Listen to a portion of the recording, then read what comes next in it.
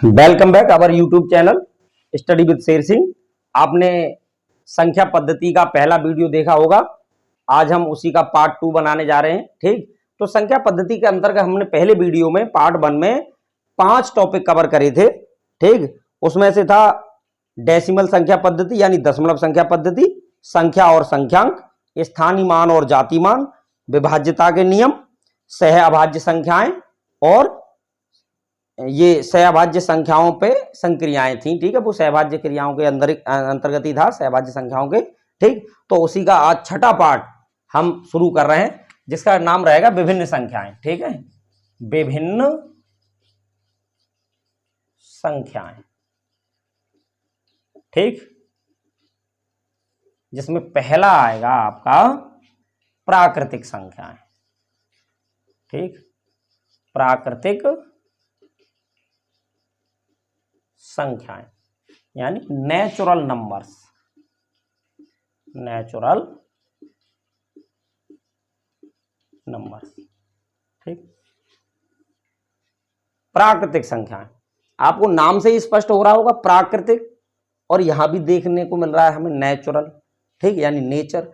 तो ये प्राकृतिक संख्याएं यानी प्रकृति में ये संख्याएं पहले से मौजूद हैं।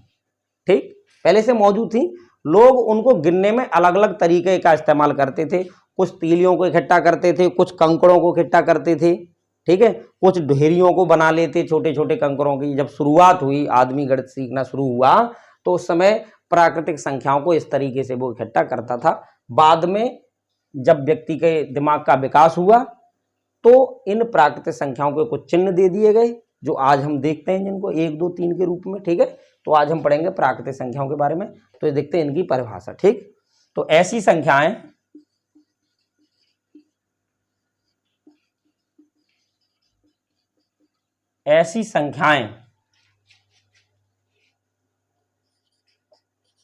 जो, या हम कहें जिनकी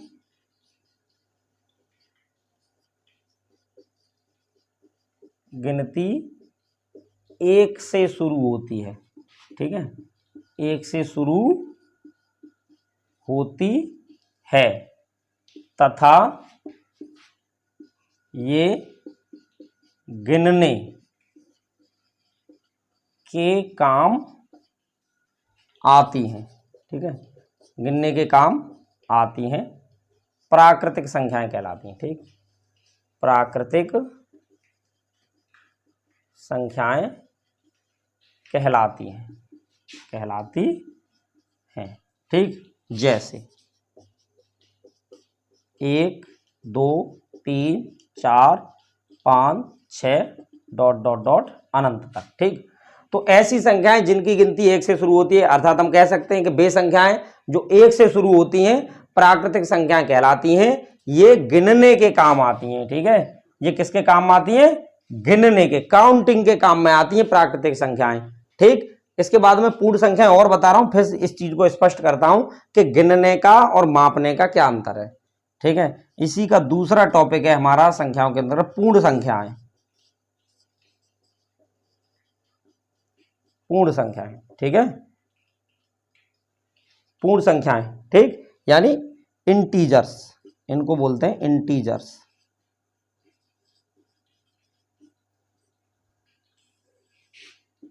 ठीक, तो ऐसी संख्याएं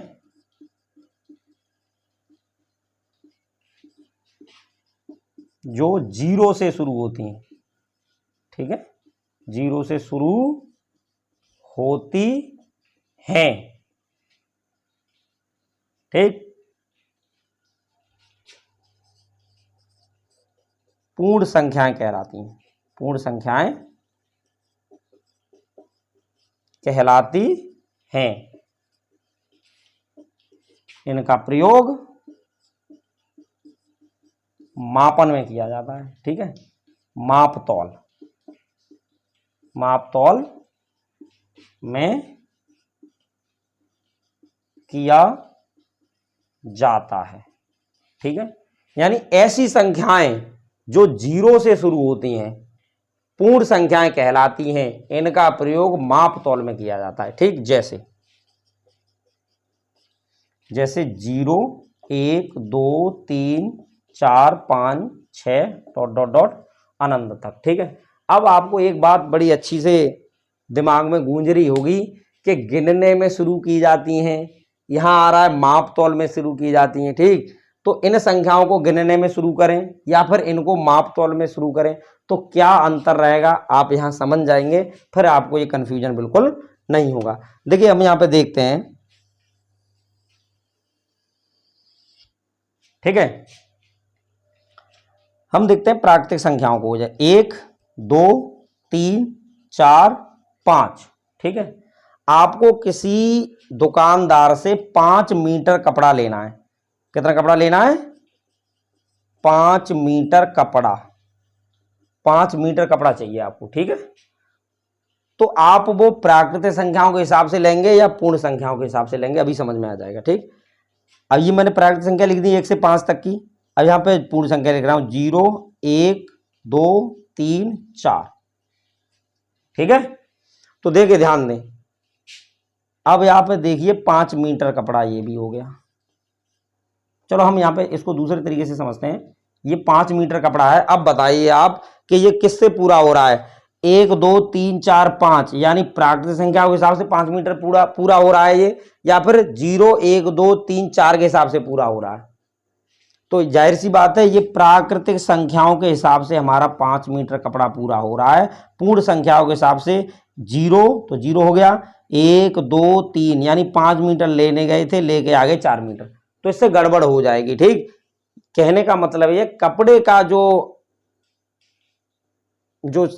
उसकी क्वांटिटी है वो मीटर में गिन के प्रयोग की जाती है। ठीक, इस वजह से इनका प्रयोग गिनने में किया जाता है। ठीक, एक बात और बता रहा हूं आपको, जैसे हम डीजल लेने जाएं, ठीक है, हम डीजल लेने जाएं तो देखिए अब क्या होगा।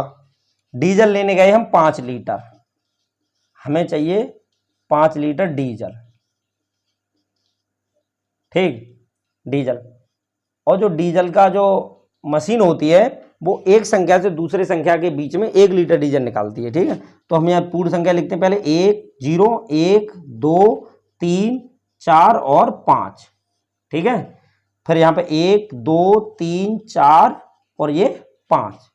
तो अब देखें एक संख्या से दूसरी संख्या के बीच में 1 लीटर डीजल आता है, तो 1 लीटर डीजल यहां आ गया। ठीक है, 1 लीटर डीजल हमें यहां मिल गया, 1 लीटर यहां मिल गया, 1 लीटर यहां मिल गया और 1 लीटर यहां मिल गया। ठीक है, देखें 1 2 3 4 5, यानी पूर्ण संख्याओं के हिसाब से हमें 5 लीटर डीजल मिल रहा है। प्राकृतिक संख्या के हिसाब से देखते हैं तो 1 लीटर डीजल हमें यहां मिला, 1 लीटर यहां मिला और 1 लीटर यहां मिला और 1 लीटर यहां मिला। संख्या तो 5 तक हो गई, लेकिन डीजल देखते हैं कितना मिला है हमें, 1 2 3 4, यानी 4 लीटर ही मिला। तो कहने का मतलब है यहाँ माप तौल में हम कभी भी प्राकृतिक संख्याओं का प्रयोग नहीं करेंगे। ठीक है, तो प्राकृतिक संख्याओं का जो प्रयोग है गिनने में किया जाता है और पूर्ण संख्याओं का प्रयोग माप तौल में किया जाता है। एक चीज और मैं आपको बता रहा हूं कि इन संख्याओं के पीछे हमेशा बां लगा रहता है। ठीक है, प्राकृतिक संख्या के पीछे क्या लगा रहता है? बां। जैसे 1 2 3 4 5 6 7 8 9 10 11 12। ठीक है, तो ये तो हमारी हो गई पूर्ण संख्याएं, 0 से हो जाएंगी। ठीक, और ये प्राकृतिक संख्या पढ़ेंगे तो 1वां 2वां 3वां 4वां 5वां 6वां 11वां 27वां। ठीक है, इसीलिए जब भी हम किसी बच्चे से पूछें कि तुम कौन सी क्लास में पढ़ते हो, तो बताता है 4th 5th 2nd, कभी वो फर्स्ट 1 2 3 ऐसे नहीं बोलता। ठीक है, तो मुझे उम्मीद है कि आप इनको प्राकृतिक संख्याओं को और पूर्ण संख्याओं को समझ गए होंगे। चलिए आगे चलते हैं सम संख्याओं की ओर। ठीक, इसमें देखते हैं विभिन्न संख्याओं में तीसरा टॉपिक सम संख्याएं। ठीक है,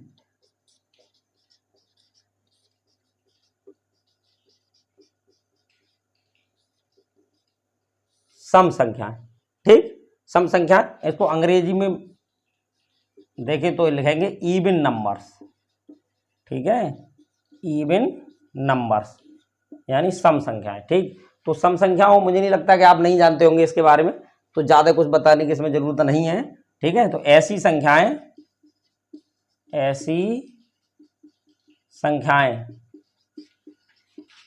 जिनका इकाई का अंक सम हो, ठीक है, सम यानी 0 2 4 6 8 में से कोई हो, ठीक है, सम हो, ठीक, सम संख्याएं कहलाती हैं, सम संख्याएं कहलाती हैं, ठीक, जैसे 0 2 4 6 8, ठीक, डॉट डॉट डॉट, ये सब आपकी सम संख्याएं हो जाएंगी, ठीक है। 0 को हम ले भी सकते हैं, नहीं भी ले सकते हैं, माने तब भी कोई बहुत बड़ी बात नहीं है, नहीं चाहे तो आप 2 4 6 8 भी लिख सकते हैं, ठीक है, यानी पहली सम अभाज्य संख्या है 2, ठीक, तो 2 4 6 8 अनंत तक की संख्याएं जितनी भी चलती चली जाएंगी सब सब संख्याएं सम संख्याएं कहलाएंगी, ठीक। चलते हैं चौथे टॉपिक की ओर, इसी का विषम संख्याएं।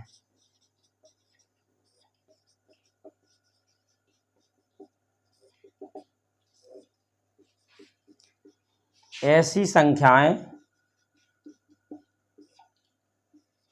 जो 2 से विभाजित ना हो, 2 से विभाजित न हो, ठीक है, विषम संख्याएं कहलाती हैं, विषम संख्याएं कहलाती हैं। आप यहाँ पे कोई कंफ्यूज न पालें कि सम संख्याओं को मैंने लगा ऐसी संख्याएं जिनका इकाई अंक सम यानी 2 4 6 8 हो, सम संख्याएं कहलाती हैं। बहुत से लोग कहते हैं कि ऐसी संख्याएं जिनका इकाई अंक 2 से कट जाए, या ऐसी संख्याएं जो पूरी 2 से कट जाए तो वो सम संख्या, बात एक ही है, ठीक है। अगर इकाई अंक के पीछे 0 2 4 6 8 आ रहा होगा तो वो संख्या 2 से निश्चित रूप से कट जाएगी, ठीक। तो सम संख्याओं की डेफिनेशन हम ये दे सकते हैं कि ऐसी संख्याएं जिनका इकाई अंक सम हो, सम संख्याएं कहलाती हैं, ठीक है। और ऐसी संख्याएं जिनका इकाई अंक सम ना हो वो विषम संख्याएं कहलाती हैं, ठीक है। या ऐसी संख्याएं जो 2 से विभाजित ना हो विषम संख्याएं कहलाती हैं, ठीक। जैसे 9 27 559 आदि, ये सब विषम संख्याएं हैं, ठीक है। अब इसी में चलते हैं हम भाज्य संख्याओं की ओर, ठीक है। इसका 5वां टॉपिक आ जाएगा हमारा भाज्य संख्याएं। भाज्य संख्याएं, ठीक है। तो भाज्य संख्याएं यानी इसको अंग्रेजी में लिखना चाहें तो कंपोजिट नंबर्स लिखेंगे, ठीक है, कंपोजिट नंबर्स, ठीक। भाज्य संख्याएं तो ऐसी संख्याएं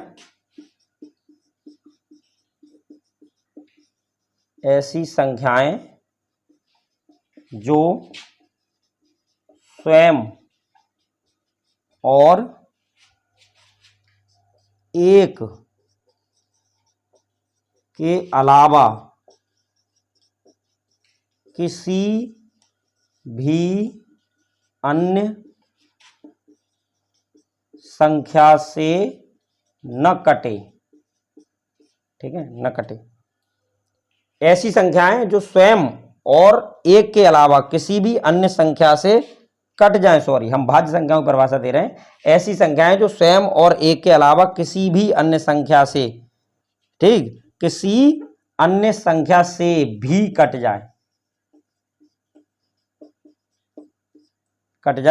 भाज्य संख्याएं कहलाती हैं, ठीक है, भाज्य संख्याएं कहलाती हैं,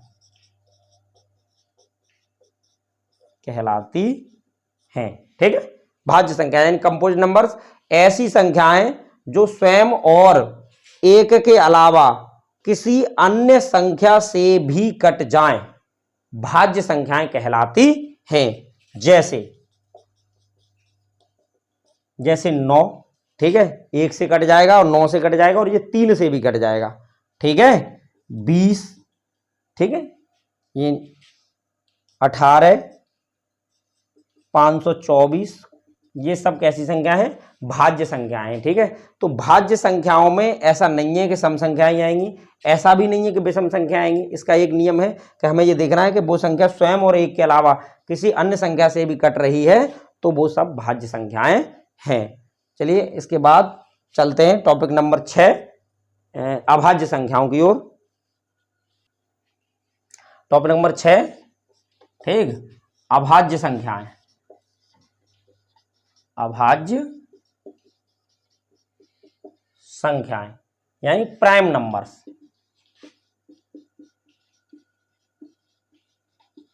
प्राइम नंबर्स, ठीक है। तो ऐसी संख्याएं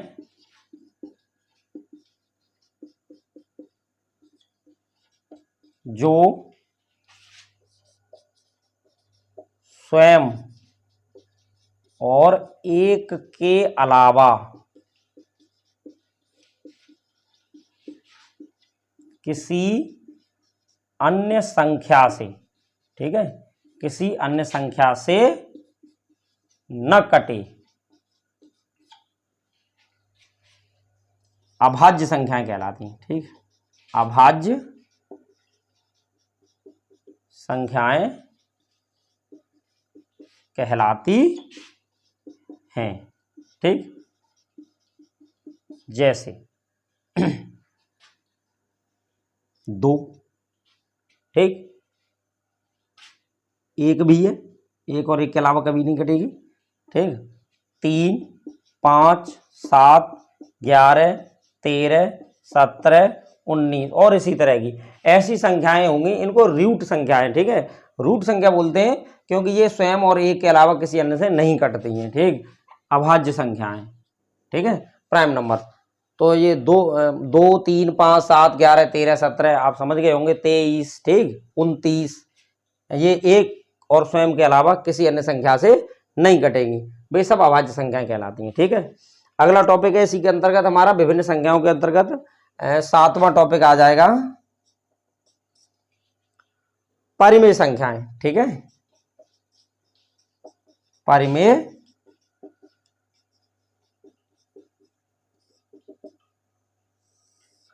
संख्याएं, ठीक, ठीक। 7वां टॉपिक परिमेय संख्या यानी रेशनल नंबर्स। रेशनल नंबर्स, ठीक। तो देखें P/Q के रूप की सभी संख्याएं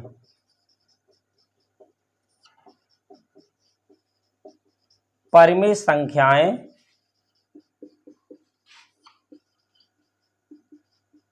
कहलाती हैं, ठीक है, जहां Q is not equal to 0, ठीक है। इतनी बात आपको ध्यान रखनी है कि P/Q के रूप की सभी संख्या, दुनिया में कोई भी संख्या ऐसी है जिसको अंश बट्टे हर के रूप में लिखा जा सकता है, वे सब संख्याएं परिमेय संख्याएं हैं, बशर्ते Q 0 नहीं होना चाहिए, यानी संख्या के हर का मान कभी भी 0 नहीं हो। जैसे हमने लिख लिया 2/3, 3/1, 4, ठीक है, 5, 6/0, ठीक, और 0/6, 0/0, ठीक है, और 0। इनमें देखते हैं हम कौन कौन सी संख्याएं परिमेय हैं, ठीक। तो यहाँ पे चेक करेंगे हम, नीचे हमें 0 दिखाई नहीं दे रहा है, 3 दिखाई दे रहे हैं, तो ये परिमेय है, ठीक है।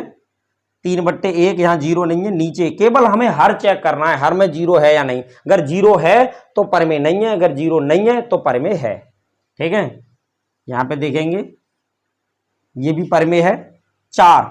अब देखिए यहाँ तो ना तो 0 है ना कुछ है, ठीक है, तो ये भी परिमेय है क्योंकि इसके नीचे 1 लगाया जा सकता है, ठीक। 5 देखेंगे ये भी परिमेय है क्योंकि इसके नीचे 1 लगाया जा सकता है। यहाँ देखते हैं, यहाँ हर में 0 दिखाई दे रहा है, तो ये परिमेय नहीं है, ठीक है। यहां देखें, अब ये बताइए परिमेय है कि नहीं, ठीक। तो ये परिमेय है क्योंकि हमें केवल हर चेक करना है, अंश से हमें कोई लेना देना नहीं है। यहां देखते हैं ये परिमेय नहीं है, ठीक, क्योंकि हर में 0 दिखाई दे रहा है। ये परिमेय है क्योंकि यहां पे 1 लगाया जा सकता है, ठीक। तो आप परिमेय संख्याओं को अच्छी तरह से समझ गए होंगे। ठीक है, परमेय संख्याओं की एक डेफिनेशन और है, उसे भी हमें थोड़ा समझना पड़ेगा, क्योंकि उस परमेय संख्या की डेफिनेशन को हम नहीं समझेंगे तब तक हम अपरमेय संख्याओं को नहीं समझ पाएंगे। ठीक है, तो परमेय संख्या की एक दूसरी डेफिनेशन ये भी है कि ऐसी संख्याएं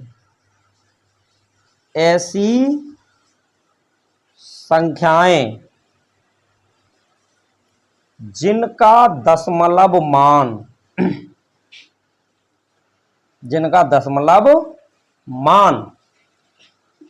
या तो शांत हो या अशांत आवर्ती हो।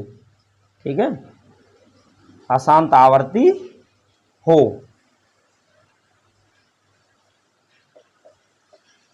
तो वे सभी संख्याएं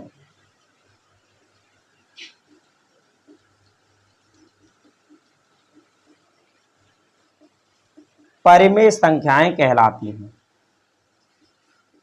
परमेय संख्याएं कहलाती हैं। ठीक है, ये भी इसका मान है, यानी ऐसी संख्याएं जिनका दशमलव मान या तो शांत हो या अशांत आवर्ती हो, वे सब संख्याएं परमेय संख्याएं कहलाती हैं। जैसे हमने लिख लिया यहां 8/5। ठीक है, तो देखेंगे इसका दशमलव मान कितना आता है। तो 5 का भाग लगाया 8 में, 5 एकम 5, 3 बचे, 10 लगाया 30 हो गए, 5 छक्के 30। ठीक है, ये कट गया, यानी यहां देखिए दशमलव रुक गया, इसका जो दशमलव रुक गया, तो ये मान कैसा है, शांत है, शांत दशमलव है। ठीक, तो ये कैसी संख्या है, 5/8 कैसी है, ये परमेय है। ये कैसी है, परमेय, क्योंकि इसका दशमलव मान हमने देखा भी शांत आया है। ठीक, दूसरा देखते हैं, हमने यहां पे लिख लिया 20/3। ठीक, तो इसे चेक करेंगे ये कैसी है। तो 3 का भाग लगाएंगे 20 में, तो 3 18। ठीक है, 2 बचा, 10 लगा लेंगे, 20 हो गया, 3 18। ठीक है, फिर 2 बचा, फिर 20, 3 18। हमें पता चल रहा है बार बार 2 ही बचता रहेगा और इसका मान कितना आता रहेगा, इसका मान हमेशा 6 6 6 आता रहेगा। तो यहाँ पे जो आवर्त बढ़ रहा है, यानी इस मान को हम ऐसे भी लिख सकते हैं, इस भागफल वाले, यानी 6.666 डॉट डॉट, इसको हम 6.6 बार भी लिख सकते हैं। ठीक है, बार का मतलब होता है वो ही संख्या बार बार आएगी, वो ही संख्या बार बार रिपीट करेगी। तो यहां भी हमें क्या लग रहा है कि इसका दशमलव मान है वो अशांत आवर्ती है।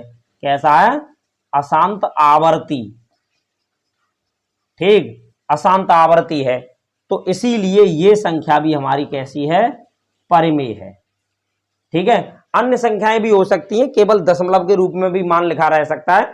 इससे पहले की भी हमारी एक वीडियो है परमेय अपरमेय के संबंध में, कक्षा 10 वाले टॉपिक में, आप जाके उसे देखिए तो और ज्यादा आपको शांत और अशांत आवर्ती दशमलव के बारे में अच्छी तरह से पता चल जाएगा। आप विभिन्न संख्याओं को लिख के बट्टे में और फिर हर का भाग अंश में लगा के देख लो, आवर्त बनते हैं तो पता चल जाएगा कि ये परमेय है। ठीक है, और शांत, जब वो संख्या शांत हो जाती है तो भी पता चल जाएगा कि ये परमेय है। ठीक है, अब हम चलते हैं अपरमेय संख्याओं की ओर। Topic number 8। ठीक है, विभिन्न संख्याओं के अंतर्गत, और ये लास्ट टॉपिक है इसका। ठीक, संख्याओं का, अपरमेय संख्याएं। अपरमेय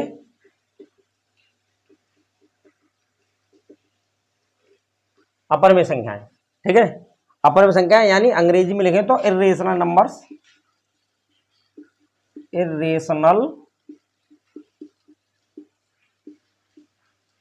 नंबर्स।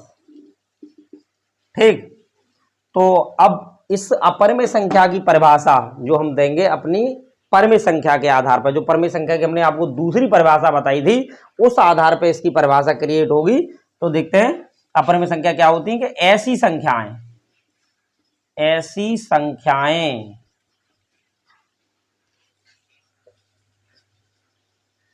जिनका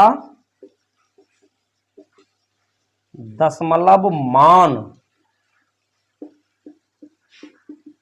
अशांत अनावर्ती ठीक है। अशांत अनावर्ती को अनवसानी शब्द भी बोलते हैं बहुत से लोग, ठीक है, अनवसानी। तो आपको अनावर्ती की जगह पे अनवसानी भी लिखा मिल जाए तो भी आप समझ जाएंगे कि अनावर्ती की बात हो रही है, ठीक। तो ऐसी संख्याएं जिनका दशमलव मान अशांत अनावर्ती हो वे सभी अपरिमेय संख्याएं होती हैं, ठीक है। अपरिमेय संख्याएं कहलाती हैं, ठीक। जैसे देखिए इसमें क्या, पाई का मान, पाई कैसी संख्या है, अपरिमेय संख्या है, ठीक है। √2, √3, √5, √6, √7, √8, क्या √9 नहीं, √9 का जो वर्गमूल है वो 3 बाहर आ जाएगा, इसीलिए ये √9 नहीं होगा, ठीक है। √10 यानी ऐसी संख्याएं जिनका हम वर्गमूल नहीं ले सकते, ठीक है, और वो √ के अंदर हैं, वे सभी संख्याएं अपरिमेय संख्याएं होती हैं, क्योंकि इनका मान निकालने पर कंप्यूटर की सहायता से या फिर कैलकुलेटर की सहायता से या सुपर कंप्यूटर की सहायता से इनके मानों को हम 10-10 हजार स्थानों तक भी ज्ञात करें, दशमलव के बाद लाखों स्थानों तक इनके मान ज्ञात कर लें, तो भी हमें कोई भी आवर्त प्राप्त नहीं होता है।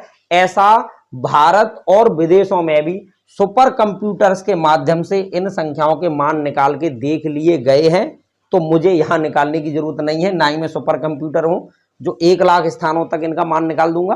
तो आप इसको समझ लीजिए, ये चेक किए हुए फैक्ट हैं, गणितज्ञों द्वारा प्रमाणित फैक्ट हैं।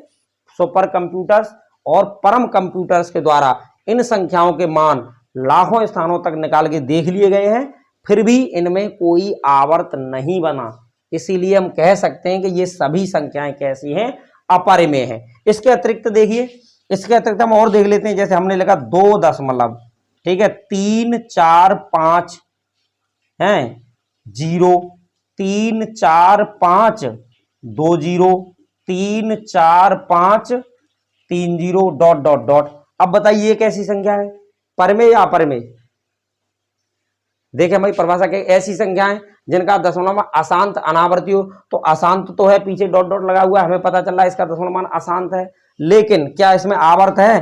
तो देखो 345 तो ये दिखाई दे रहा है, लेकिन 345 पहली बार 1 0 आया, फिर इसके बाद 2 0 हो गया, फिर 3 0 हो गया, तो ये कोई आवर्त नहीं बना, इसीलिए ये भी अपरिमेय संख्या है। यानी ये सब कैसी हैं, अपरिमेय, अपरिमेय, ठीक है। एक संख्या में और लेते हैं, यहां हमने पहले नंबर पे ये उदाहरण लिया था, दूसरे पे ये तीसरा उदाहरण हम यहां पे ले लेते हैं कि 4 दशमलव 1 2 3 4 1 2 3 4 1 2 3 4 डॉट डॉट डॉट। अब ये बताइए आप, ठीक, तो देखते हैं हम इसमें क्या संबंध बन रहा है। 1 2 3 4 1 2 3 4 1 2 3 4। अब आपसे कह दिया जाए कि इससे आगे कितना आएगा, तो आप तुरंत बता पाएंगे कि इसके आगे 1 2 3 4 ही आएगा, क्योंकि वो ही आवर्त है। तो इसमें बार बार ये संख्या रिपीट कर रही है, ठीक है।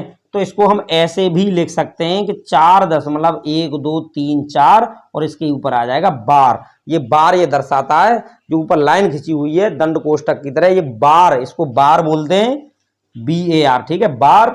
और इसका मतलब होता है कि ये ही संख्या बार बार रिपीट होगी, ये एक आवर्त है। इस पूरे को क्या बोलते हैं, आवर्त, इसको बोलते हैं आवर्त, ठीक है। और ये अशांत है, इसीलिए ये हो गया अशांत आवर्ती।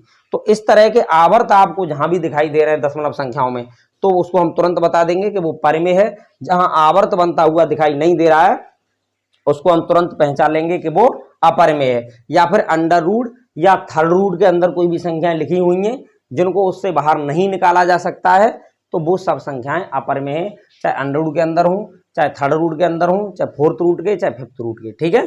तो मुझे उम्मीद है कि संख्या पद्धति का आपने हमारा पहला वीडियो भी देख लिया होगा, पार्ट 1, और ये पार्ट 2, तो आप संख्या पद्धति को अच्छी तरह से समझ गए होंगे। अगर आपने हमारा पहला वीडियो नहीं देखा है तो पहले आप उस वीडियो को देखें, उसके बाद आप इसको देखें, तो संख्या पद्धति आपको अच्छी तरह से समझ में आ जाएगी, ठीक है। जय हिंद दोस्तों, मिलते हैं अगले वीडियो में, धन्यवाद।